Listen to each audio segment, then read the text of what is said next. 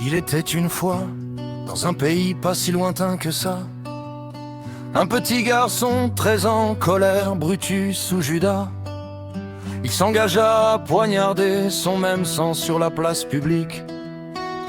Tribunal populaire en plus, pour que tout le monde applaudisse, mu par une jalousie fratricide, une haine qu'on peut comprendre, mais qu'on ne peut pas excuser. Il a tout mis en scène à son avantage, le mouton noir de la famille de l'ombre prostré à sa propre mise à mort. Il assistait déjà vaincu à son dernier repos. C'est l'histoire du père, du fils et de la fille chérie, des liens sacrés qu'on déchire en plein jour sans pitié.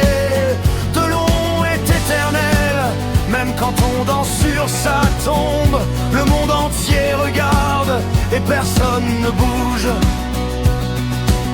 Au temps des invasions barbares, on l'aurait brûlé sur un bûcher. À Salem, on lui aurait tranché la gorge au détour d'une ruelle vénitienne, ou empoisonné à Moscou. La question reste légitime. Élaborer un scénario chimérique, à l'au mieux paranoïaque, il dépouilla son père de tout ce qui lui restait. Sa dignité, son honneur, son nom, ses dernières volontés, avec la complicité d'une presse qui roule pas vraiment cool, faisant la part belle au scoop non vérifié. C'est l'histoire du père, du fils et de la fille chérie, des charognards qui tournent la mort médiatique servie, la connerie humaine comme oraison funèbre, et la ruine du curé comme ligne de crête. On entend déjà sa voix d'outre-tombe hurler: foutez-moi la paix.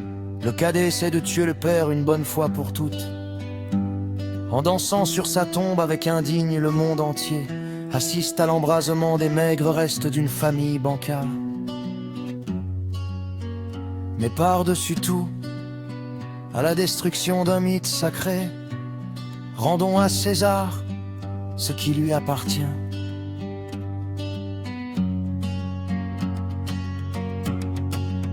C'est l'histoire du père, du fils et de la fille chérie.